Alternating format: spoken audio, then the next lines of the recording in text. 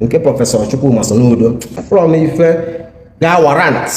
na anyị gba na mbarians ya akpịkwalụ Soludo akwụkwọ ijekwa ọzọ mba afọrọm ya olụmọsọ ụzọ niile alụlụ bụ ọ dịka na-ewelu kọndem ọhịa na-awụ n'ụzọ mmiri tụọ na alụ bụrụ ife niile ọrụ ka a na-agbado ma na iji akwụkwọ dị mma mana iji nke jefere ofe adọrọ mma maka na ekwuru na too much of everything dị bad anyị ọbụ ndị ọdịnala ka o mejọkarịsịrị maka na ọ bịara weta iwu bịa bụrụ anyị maka ọ bịa megide karịsịa a sị na kraịm adịrọ mma kidnapping bụ ajọ ife izu ori bụ ajọ ife ịhụra na-eme bụ ajọ ife bụ ajọ ife mana ọ na-abụ onye ọchịchị chọọ iti ụdị iwu ahụ oche iwu aha weta ata ije ya lebel ya particular group onye si anya nesi ọnara anya nwere ife anyị bụ ya nwere ife anyị yiri onye anyị kparịa ahịa enye anya wee dị ndị jiniọs enwe obodo o wee sị na enwere ife anyị bụ nye ndị bụ ikike ha chụara bamebe onye ọbụla ya kaja many of us gwara ya okwu n'ụdị dị iche iche na-akwa ka eme amen datị mmụọ ka enye public apology gọvanọ Soludo mere ofe na mmadụ anọrọ enwere ha bụ na majority ka ọ na-eklem ọ na-eche bụ ndị ụka ha ga-egbu otu ya mana ọrụ ka anyị gwara ọ bụrụ eziokwu ọrụ ka anyị gwara ọ bụrụ eziokwu ọdịnala dị nke ọ ga-adị ekeghị iti ga ekpochie nwunye amụọ nwa mụ ejima ma ji paa ya arụ dị ya ekporo akwa ọkụ ga ekpochie ekporo anja kpochie mgbasa mmadụ na-ezu ori meke na nke ọzọ oge ka anyị mara egosi ife a na-amara ma nothing nwunye ga-eti amụọ nwa na ka ejidi ya eji obi aka dị mmiri eji paa ya arụ maka na ọ bụ onye ọdịnala na o nwere ife ọzọ nke prọfesọ Chukwuma Soludo from ife ga warrant na anyị gba na mbarians ya akpịkwalụ Soludo akwụkwọ ijekwa ọzọ mba afọrọm ya olụmọsọ ụzọ niile alụlụ bụ ọ dịka na-ewelu kọndem ọhịa na-awụ n'ụzọ mmiri tụọ na alụ bụrụ ife niile ọrụ ka a na-agbado ma na iji akwụkwọ dị mma mana iji nke jefere ofe adọrọ mma maka na ekwuru na too much of everything dị bad anyị ọbụ ndị ọdịnala ka o mejọkarịsịrị maka na ọ bịara weta iwu bịa bụrụ anyị maka ọ bịa megide karịsịa a sị na kraịm adịrọ mma kidnapping bụ ajọ ife izu ori bụ ajọ ife ịhụra na-eme bụ ajọ ife bụ ajọ ife mana ọ na-abụ onye ọchịchị chọọ iti ụdị iwu ahụ oche iwu aha weta ata ije ya lebel ya particular group onye si anya nesi ọnara anya nwere ife anyị bụ ya nwere ife anyị yiri onye anyị kparịa ahịa enye anya wee dị ndị jiniọs enwe obodo o wee sị na enwere ife anyị bụ nye ndị bụ ikike ha chụara bamebe onye ọbụla ya kaja many of us gwara ya okwu n'ụdị dị iche iche na-akwa ka eme amen datị mmụọ ka enye public apology gọvanọ Soludo mere ofe na mmadụ anọrọ enwere ha bụ na majority ka ọ na-eklem ọ na-eche bụ ndị ụka ha ga-egbu otu ya mana ọrụ ka anyị gwara ọ bụrụ eziokwu ọrụ ka anyị gwara ọ bụrụ eziokwu ọdịnala dị nke ọ ga-adị Anambra Igbo ekene m unu Anambra nwa ekene m unu onye unu na-anụ ya bụ dibịa Chukwuma ezuru onye eze akwụdo of akpụ nke Kenya of Africa ọ mụrụ spring leader traditional practitioner association of Nigeria ana m asị ka ntinye ọnụ n'ife nwere oge ugbu a gbasara Anambra election onye ọra na-ekwu nke o si masị ya na-ekwu nke ọ ga-eme na-ekwu nke ọ ga-eme mụ abụkwu nke nkwu nke mmụọ na-ekwukwo na otu mmụọ sikwa chekwa oge siga adị nke bụ isiokwu bụ na otego anyị na-apụ Ghana na Anambra steeti yes anyị na-apụ Ghana apụgadị bụ na-emedịbụ eme mma o ma a megidezi mma bịa na this last administration nke prọfesọ Chukwuma Soludo nwere ebe anyị ghọtasịrị so anyị ma agbọrọ nkịtị ka a ga-asị na anyị soro wee bụrụ Anambra no anyị so ya ma agbọzi nkịtị ka asị na nwere nke anyị ga-eme ọnwa nke anyị ga-ekwu no mụgharị gasịrị anya ife na Anambra steeti from ife ga warrant na anyị bụ Anambarians ya akpịkwalụ Soludo akwụkwọ ijekwa ọzọ mba afọrọm ya eziokwu asọsị ekwunye mba nke bụ isiokwu bụ na adịgo asesi olụmọsọ ụzọ niile alụlụ bụ ọ dịka na-ewelu kọndem ọhịa na-awụ n'ụzọ mmiri tụọ na alụ bụrụ ife niile ụkara mma na-arụ ụzọ ara ị na-ewesti ego kama ihe ọzọ emezi were gị na pushuo na midia na-etuzi afa na-eme nke na-eme nke ọzọ ọ dịrọ mma na mmadụ ka a na-agbado ma na eji akwụkwọ dị mma mana iji ya nke jefere ofe adọrọ mma maka na ekwuru na too much of everything dị bad ọ dị eziokwu mgbe mmadụ gazi dịgụgụrịta nke gụfe ahụ ọ dịzie ka ọ jọziri njọ so mụ wee kwere na ọ ga-adịkwa otu ahụ again anyị ọ bụ ndị ọdịnala ka o mejekarịsịrị maka na ọ bịara weta iwu bịa bụrụ anyị maka ọ bịa megide karịsịa a sị na kraịm adịrọ mma, kidnapping bụ ajọ ife, izu ori bụ ajọ ife, ihe ọra na-eme bụ ajọ ife bụ ajọ ife, mana ọ na-abụ onye ọchịchị chọọ iti ụdị iwu a otu iwu aha weta ata ije ya lebel ya particular group onye si anya nesi ọdịnala anya nwere ife anyị bụ ya nwere ife anyị yiri onye anyị kparịa ahịa enye anya we adị ndị jiniọs anyị nwe obodo obodo mmadụ obodo ewu na-ata wee sị na enwere ife anyị bụ nye ndị taa ikike ha chụgharịba mebe onye ọbụla ya kaji many of us gwara ya okwu n'ụdị dị iche iche na-akpa ka eme amen datị mmụọ ka enye public apology gọvanọ Soludo mere o fere mmadụ anọrọ enwere ha bụ na majority ka ọ na-eklem ọ na-eche ndị ụka na ha ga-ebu otu ya mana ọrụ ka anyị gwara ọ bụrụ eziokwu ọrụ ka anyị gwara ọ bụrụ eziokwu n'ọdịnala dị nke ọ ga-abịa ana ma ndị onye na-eje ụka bụ ndị ọdịnala ha na-ezi ezolite ipele mana parọt papa a gị na balọt bọsụ a ga-etinye sekretịrị a ga-agwazi ya na ndị ọdịnala nke abụ yes ọsị nchekwa ngwe anyị ekwukwe na apụ ga-abụzi nke anyị ikuku ọma ga-eje APC ga-eje yes ịmasị na APC mee nke APC mee nke ọzọ anyị ebo APC ya na-emerọ mana nchesị baka ya na-achọ ebo APC ọ dị mma ọrụ ya nwere ka agwa Anambra since Anambra Jehovah Anambra wee bụ na ya anyị nọbụ minority anyị akọrọ to center asị gịnị asị second class ọ gịnị ka anyị eji ghara ịkọrọ to center apụga nke anyị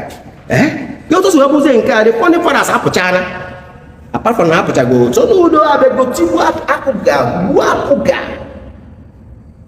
anyị bụ ndị ọdịnala kwadoro na anyị na ya ga-eme apply a lot of court cases apply a lot of larynx nke anyị mekata apọskwa ma a ma agbazi ụlọ asịrị spring leader onye ọbụla awards n'onwe ya the best protest the most wonderful protest the protest ga-ada ụda nwee eru bụ na polling units with our voters card ka anyị ga-protest ya out of the office yes I ji mandate ya ndị ọdịnala anọ na Anambra karị 60% ka anyị pụgoro ya kwọkwuo ya na-enwe ndị jere akwụkwọ kpatakwu ego enwe billionaires n'ọdịnala eziokwu na ọ bụrụ sọsọ na ọ bụrụ ife ọchị na bụ ka o ji anya ya ji wee mara anyị na 100 years ago wee na-ene anya na ọ bụrụ eziokwu ka ụwa na-atụgharị agasị ike ahụ sịkwa agasị ike wee na-ekwu na ikuku ọma ga-eku na Anambra steeti ikuku ọma ga-eku na Anambra steeti ikuku ọma okugo na-eku ikuku ọma bụ a businessman create generate wealth afụ ya anya ya ọzọkwa unu na-ekwuzi ọ gbakago obodo oyibo tụọ afịa lụọ kọmpe manage na-eme ife ndị na-apụrụ anya iri ego m nọọ oyibo ka a ga na-asụ nke ntị stomach ha gịnị ka o mean mgbe na-agwazi ya o dị Anambarians niile especially ndị ọdịnala n'ebe akwụ n'ebe a na-eje bụ APC ikuku ọma Anambra State His Excellency Prince Dr. Nicholas Ụkọchukwu ya na-eje ndị ojebego bụ na ojebego mgbe na-ekwu na ọnya bụ protest a ga-eme ọ gbazuru ya mbịakọba na gọvanọ anyị emete nke ọzọ anya m akara nke ntị m akara nke unu enwere ụzọ arụ gara aga ọ sekuriti ọ staasị atụ emegide taasị nwaanyị na-ere tomato na-ere akwụkwọ na-atụ taasị na-akụ taasị na Anambra steeti ebe emegide mbụ oze election for 3 days abịazi na-asịzi na semerebe na onye ka a na-aghọrịrị apụghị etego ọnụ ka anyị traa ya ọzọ Soludo egbughị apụga Soludo prọfesọ Charles Soludo minor seki ọ bụrụ na asị nkwu a ga-ewepụ Soludo na klọb ndị Chukwuma ara eme otu a because abụ Chukwuma minor seki ntụnyere akwụkwọ na fọstanọ ya gosi olileanya na ife adịgo mma bịazie ọ bụrụ ozi ife atụ n'ụda ka ya fụbazi mmadụ wee na-asị m maka na apụga bụ nke anyị ọwụgo na ọsịsịbịrị ya bụrụ na ihe ọhịa so na-eme na apụga anyị nchekpuru isi na-aba na apụga mba bụrụ eziokwu ihe dị otu adọrọ n'onwe anyị Prọfesọ Charles Soludo ruo nkarị na intimidation osiba ya bụ ndị ọdịnala a na-eke ego ibi kampen na-eme na a na-agasị n'ụka dị iche iche na-emere ihe dị iche iche na-arụ ife niile dị iche iche nwe ka na-arụ ndị ọdịnala mana anyị sịrị enwe arụsị obodo ajara enwego ọgbakọ ọdịnala ejere Even self ndị nwa bụ ndị fọm nwa na-agba ji anakọsị ndị ọdịnala ego anakọtasị ego rụrụ ọrụ ndị ụka ọrụ ndị nakwa dị ka ndị na-agbakwa ndị ọdịnala ma nke pharmacist nọ ma nke ọsị ya na ọ sịrị ya nọ ọ gịnị dị kwa mmadụ nwa ọgọdọ enwere ata ebe a na-ekpere ife a Anambra bụ nke anyị ncha niile ibe tinye ewu na ndị ọdịnala na-eme kidnapping na ndị ọdịnala na-eme eri mkpụrụ ekeghị iti je kpochie nwunye amụọ nwa mụ ejima ma ji paa ya arụ di ya emere ka m kwuo okwu since over that ekporo akwa ọkọ je kpochie ekporo anja kpochie mana ị na-ewute m bụ na eme nke nkwukwu mmasị mbara ma mekwuru okwu mmasị mmadụ na-ezu ori mee kidnapping nke ọzọ oge ka ama na-egosi ife a na-amara ma nothing nwunye ka iti amụọ nwa na ka eji di ya eji obi aka dị mmiri eji kpaa ya ahụ maka na ọ bụ onye ọdịnala na o nwere ife ọzọ ndị awọnda otu o si bụ bara influence ma ndị ụka na-ele ha nki ndị ụka na Chineke rọchisi elu ndị ụka na-eme abrakata abra obere ka obere oyibo nwere onye nke efu nọọ ndị ọdịnala mgbe nsogbu adịrị ya kootu ekwere ebi protest how many millions we spend some lawyers edezie pre-notice letter to Ọka or to Governor Nelson the case ada ya off udumanya datna isi ada na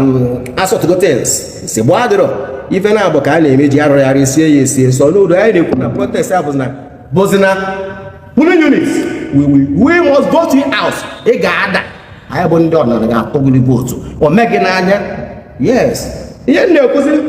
bụ na ana m agwazie the APC state chairman Dr. Basil Ejirike ụnụ arakwa n'ụla ọ bụrụ na ụnụ nwa ahụ agba nkịtị akpọga were rig ya out mụnụ na-enwe nsogbu ya aka pesa na mụnụ enwe nsogbu because a na-enye na assurance na anyị bụ ndị ọ na wideriba ụlọ ihe na nsogbu ihe abụ ụgbọ ya na-eme n'ịntanetị eji ego Anambra steeti na-ego crowd the main crowd mee ndị nwe voters card ana m agwa gị ya na-agwasị APC n'ikuku ọma na-agwasị ya na Anambra ike anyị ga-atụ vootu tụpụ Soludo ikuku ọma ga-eje mana gị bụ pati chairman I won't call governor because ọ ga-anọ na military mana m ga-arị sure na eyuzu ọkwa talks on uniform when real selection maka na ọ bụ ma anyị akwadogo abụ na ọ nakwadosiri ike anyị akwadosiri ike anyị mụ abụke nke enyi amụ abụgo 250 million for this 250 million ọ dị eze nwaanyị gbara ọsọ Anambra State because of Soludo ndị otu ya you need just consult aka jọpọ ma ọ bụ all the connectors in all the whole world a ga-enye ụlọ ego moto eji anata na Anambra na anọ m ya batago anyị bụ na Anambra bụ nke anyị ego a ka a ga-esọtụ everybody na tabazienu ka anyị bịa protest ya against Soludo and tọpịa na vote taasị akara na obodo mgbe nwere eji arụ President Nicholas ụkọchukwu bụ onye Anambra steeti bụrụ onye Anambra South what even wrong na ọ bụ gọvanọ after all ịchịkọ 4 years ọ dị ebe a ekebe 4 years na the whole Anambra oyere soso onye ọbụla ịnwego 4 years and that 4 years enwere ife deserve nwere ife warranty na a ga-asị try kwa ọzọ ịgbanego akụrụ nga aka mana chelụ ka onye ọzọ nwakwa ikuku ọma ga-eje ọ bụrụkwa mba anyị bịazi ọ bụrụ na ọ na ịbịa eme protest ntụrabụ ilu o wee keba ya na-akọ ife ọzọ mana ị ga-abụ protest bụ voters card ị ga na-afụ ya a na-ebi ya mbịam bịajuo akwụkwọ Dr. Basil Ejirike dị na ndị otu gị go and work on protesting our vote ọ bụrụ campaigning don't campaign we have already done campaign for you anyị bụ ndị ọdịnala nke mụọ bụ spring leader and endorse go APC and ikuku ọma enwere ihe ọzọ you need to do make sure na ụnụ arahụrụla na ụnụ pụtara protectara vote maka na vote anyị ga-enye APC and APC ga-ewe Anambra State very peacefully ọ bụrụ nke abụọ nke Joseph Court mgbe ọ bụ na akwatuo Soludo ikuku ọma mee ihe asụ onye jere akwụkwọ mee biznes maalụ akwụkwọ ndị ogbenye na ndị ọgaranya na-ata ọ ga-amara na enwe freedom of worship and na enwe fundamental human rights for every citizen ọmadị bias like Soludo. Ya bụ the best protest a ga-eme. So therefore, ife dị aha na-ekwu bụ na APC have come to stay. Ikukwuma ga-eku is a capacity governor. Rapụ ihe na-akọ bobo ya kampen a na-akọ bụ akụkọ ịkọja.